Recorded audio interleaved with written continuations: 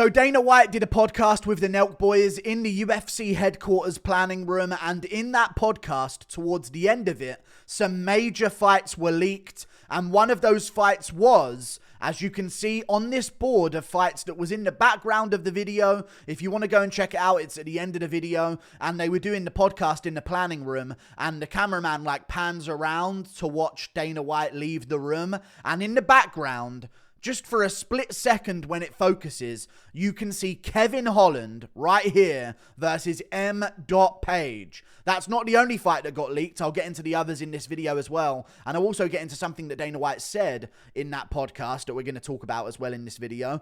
Kevin Holland versus M. Page. If you don't know who M. Page is, it's Michael Venom Page from Bellator. We were all talking about the idea of him coming to the UFC quite a while ago because it was teased that he would sign to the UFC instead of going over to PFL from Bellator. And the UFC might have just snatched up one of the most valuable Bellator fighters right before Bellator was bought by the PFL. So this is a massive win for them.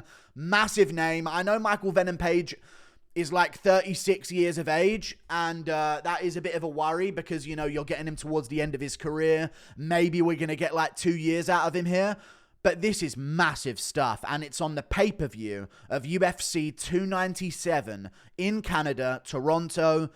Canada's getting blessed. They had a terrible pay-per-view card last time, and now they're getting a really good one, and it's Kevin Holland versus Michael Venom Page.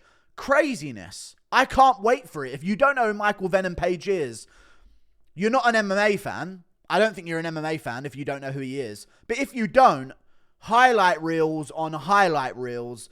I know they weren't against the best fighters in the world, but towards a certain point in his career, he started to get wins over legitimately good fighters that maybe aren't elite UFC level fighters, but they're definitely UFC level fighters. I mean, some guys at welterweight in the UFC are way worse than some of the guys that MVP has fought over at Bellator. Some of the guys that he's beaten, I would say, could be in the top 15 at some point in their own career in the UFC. MVP, nasty highlight reel. The only thing that annoys me about his signing is, because it was Bellator and now PFL owns Bellator, they might not be able to show as many of his highlights that he has. Maybe he has some on the regional scene that they're going to be able to use to promote him. But that's my only problem with the whole thing is they're not going to be able to show the flying knee KO that he got over that cyborg guy and shattered his skull. He shattered his skull with that flying knee badly. He also got a tornado kick finish against another fighter who delayed, got KO'd, and MVP was just standing there just looking off into the crowd waiting for this guy to hit the canvas. He has some of the nastiest KOs you've ever seen. And I think it's a really good signing for the UFC. Wonderful signing for the UFC. And Kevin Holland is the guy that they've put him up against. I reckon he beats Kevin Holland. Now, the problem I have with Kevin Holland is, and I made a whole video about this, is that he's self-sabotaging his career because he's worried that he doesn't want to know that he was never good enough to be a UFC world champion. So he has a bit of an insecurity about him where it's I made an analogy about Kevin Holland a while ago on Twitter and it seemed to get some steam and some likes and stuff. So I think people agree with it. Kevin Holland is that kid back on Modern Warfare 2. You know what I mean? Maybe Modern Warfare 3, whatever game you're playing. You're doing a 1v1 on high rise. You know what I mean? Quick scopes, no scopes only. Or no, you're just doing a 1v1 on COD, on Rust. Invite a kid that's been talking a bit of smack in the public games. Invite him into a Rust lobby. You're beating him with regular guns, easily, destroying him. He's no good for you. And then towards the end, he starts doing trick shots, no scopes, quick scopes, and's I didn't even really want to win anyway. This is the problem I have with Kevin Holland. One, I don't think he can take down MVP and work his wrestling anyway. But Holland just seems to have this mindset where he purposefully takes the path of most resistance so that he can say, well, I tried to do it in the path of most resistance. I wasn't really trying to win. You know what I mean? One of those annoying guys. But either way, Kevin Holland, amazing fight for MVP.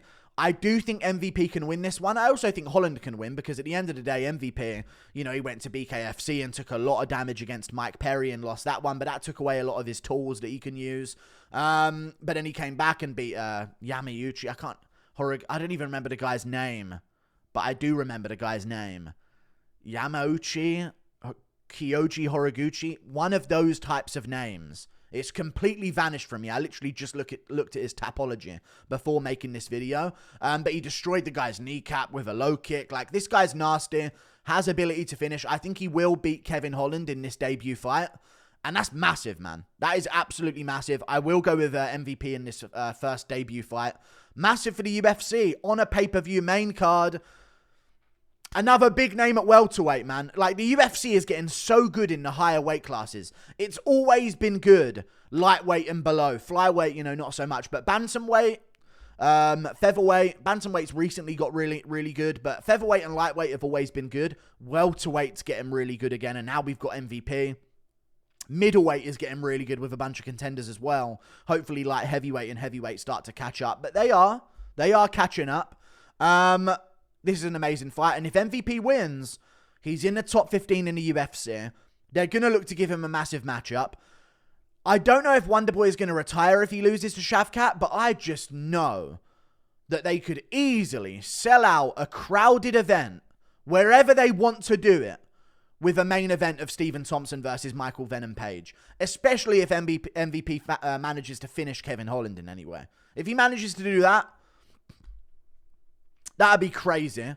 And if Wonderboy loses to Shavkat by being out-grappled, you can still sell that striking match. Maybe Wonderboy... I know Wonderboy's talked about MVP a lot on his own YouTube channel, so I think he's somewhat interested in just the striking aspect of that fight and how it would go down. I think this is a massive signing from the UFC. And it's a great move from MVP because you know what? Maybe he's not making as much money. But the one problem with MVP has been he's never made it mainstream. And he kind of has because people have made videos about him on YouTube that have gone viral and his KOs have gone viral. But being in the UFC just adds a different element. And if he can put together a good 2-year run and even compete for a belt or even get close to the top and put on some good fights, his name value is going to skyrocket. I'm so hyped for this news. But that's not the only thing that was leaked in this podcast with Full Send and the Nelk Boys, sorry. We're going to talk about this super fight that Dana might have coming up. We're going to skip past this Siemens energy thing. I don't know what they're using to power that energy. Sounds a bit risky. Either way, fight's also targeted for February 10th, per the board, which we're going to show you right here as well. Can you see this on the screen? You can. What's at the top? Cory Sandhagen versus U. Every letter in the alphabet. That's Umar Nurmagomedov. February 10th. Fight night card. Cory Sandhagen. Umar Nurmagomedov. The fact that Sandhagen Umar Nurmagomedov is the main event, and seeing as Jalen Turner's no longer fighting Renato Moicano in the co-main event, which now means that Jalen was definitely in some way preparing and in fight camp for his fight that he's now taking on short notice against Bobby Green, which is good information to have. The fact that it will now be Brad Tavares versus Gregory Rodriguez in the co-main event means that this is an Apex card. Okay, so it's in the Apex as far as I'm telling. Cory Sandhagen, Umar Nurmagomedov. There's also a few other fights that got made as well, but we're going to talk about Sandhagen, Umar Nurmagomedov. We've got Nakamura versus Highstand, Wells versus Rowe, Zach Pauga versus to be determined. Who cares? Court McGee, Nico Price is a fun fight between two veterans at welterweight. Shalian Nurdiembeke versus Haider Emil. These are good fights. They're not all guaranteed to happen. By the code that I'm seeing on this board of fights that have been put together, I don't know about you guys. I'm seeing Tough in the blue. Not Tough. The Contender Series, probably like a DWS on the blue. Tough is this little tag here because that's Brady Highstand versus Rinya Nakamura. I think red is in the works. Neither fighter has accepted it to happen yet. Blue is this fighter has accepted it to happen, but his opponent hasn't yet. And no marks on there whatsoever means that both fighters have accepted. And it does match up with, fights that have been made. You know what I mean? So all the fights that have been made haven't got any of the marks next to them. I'm really looking forward to this. But Cory Sandhagen versus Umar Nurmagomedov. Massive news. Massive news. People are saying clearly this is wrong because we know Jack Hermanson, Joe Pyfer is headlining and Jalen Turner's fighting this weekend against Bobby Green. But there's a gap February 3rd. with no main event right now in the Apex. Pyfer versus Hermansson is the new main event of this, but there's a space for a fight night main event on February the 3rd that doesn't have a main event yet. I reckon they're going to shift Sandhagen Umar Nurmagomedov a little bit sooner. Mindset of Cory Sandhagen for taking this fight. Why would he fight Umar? Umar's not beat a ranked opponent. We get it. Dagestanis just win a fight and get a top contender and don't have to go through multiple contenders like everyone else. It's weird. We get it. I think Cory's thinking to himself, Cejudo's not looking to fight anytime soon. Merab's not looking to fight anytime soon. I just need to win, I think is what Cory Sandhagen is thinking. I think he can beat Umar Nurmagomedov. I think he would beat Umar Nurmagomedov. I think he's a really underrated bantamweight, Cory Sandhagen, and he is improving every fight, and his wrestling is definitely improving, which is important for a fight with Umar as well, but also he is going to need that striking because Umar can strike. But Sandhagen's beaten some good opponents, you know what I mean? Schooled Marlon Vera to a split decision win. Makes no sense, but that's how it was. Not schooled, but beat Song Yadong. Tough up-and-comer, risky fight for him as well at the time. And now he's looking for Umar Nurmagomedov. I think he beats him, and I think his mindset is O'Malley's fighting Vera in March, I believe it is. Dana also just announced that that's in Miami, by the way, which is also on this page. Shout out to MMA Orbit on Twitter for posting all of this. In Miami, March, O'Malley versus Vera 2. Sandhagen might be under the understanding of if Cejudo and Merab don't fight before March and O'Malley Vera happens and let's say Cejudo versus Merab is booked for, say, April, Sandhagen's going to be seen as the next contender because people are going to be like, well, Cejudo Merab's happening in April and O'Malley wants to fight on International Fight Week in July a couple months from now. Sandhagen's ready and coming off a win. I think Sandhagen is seeing the benefit of activity here, and it's a very smart move. He can probably either wait for a Merab or a Cejudo, but remember, they already talked about trying to make that fight. So I think Sandhagen's feeling to himself, I'm kind of left out. I arguably should get a title shot. I schooled Marlon Vera to a split decision win, and he's got a title shot for some reason. I know he beat O'Malley, but still, you know, normally that wouldn't happen if it wasn't O'Malley. Let's be real, as the champion. So he's thinking, I'm left out here. I'm going to be active, and I'm going to try and be in the crowd for O'Malley versus Vera. And I think O'Malley, if given the option, if Sandhagen's coming off a win, I don't think Umar gets a title shot if he wins. I think if Umar wins, they will wait for a winner of Cejudo versus Merab. But if Sandhagen wins, O'Malley's going to be thinking to himself, if he does get past Marlon Vera, there's a lot of ifs that need to go well here for these fighters. If O'Malley beats Marlon Vera, he's going to be thinking, who do I want? A wrestler Merab, a wrestler Cejudo, or Cory Sandhagen, a striker that's going to stand with me in the fight? May shoot a couple of takedowns, but it's not his forte. That's what O'Malley's going to be thinking. And you can't blame him because at that point, Sandhagen will have earned a shot. There's a logjam right now because of the Marlon Vera fight getting made, which didn't make any sense because if Sandhagen's ready in February, he would have been ready in March. So Munoz jumps to queue because he landed a perennial nerve kick on O'Malley a few years ago.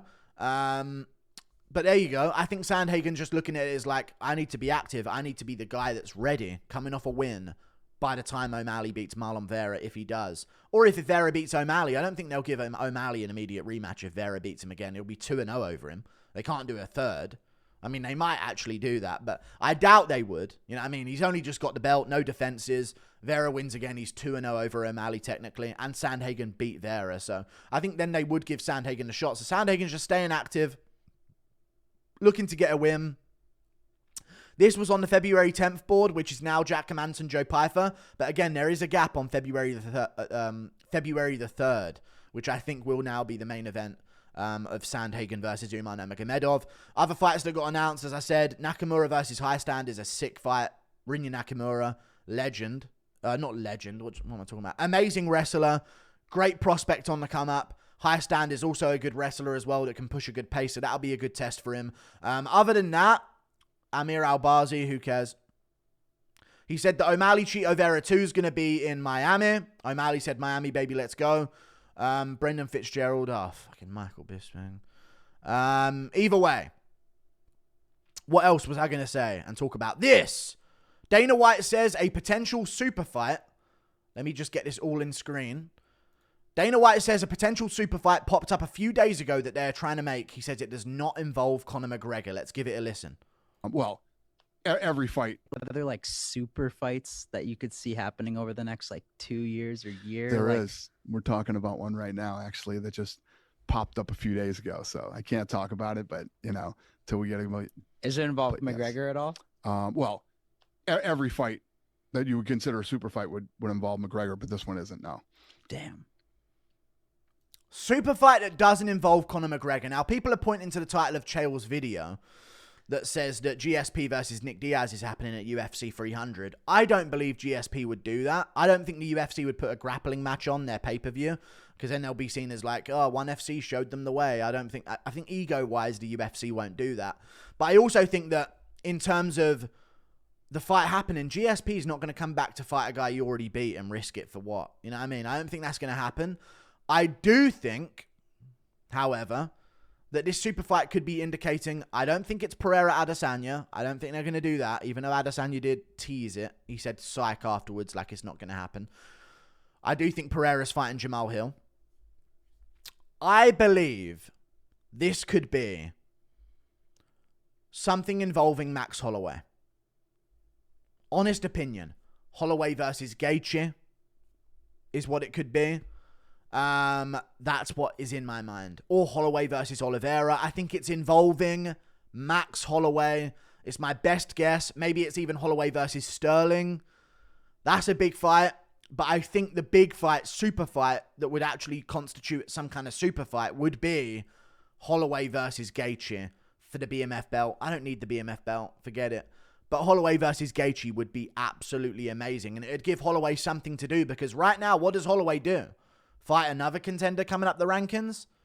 You know what I mean? Not really. There ain't really a clear-cut guy that doesn't have a fight right now that he needs to be taken on in the featherweight division. So if they need to give Holloway a fight, the fight is Gaethje. And Ali Abdelaziz did come out recently and say, who wants to see Holloway versus Gaethje? Like, I think there's something to that.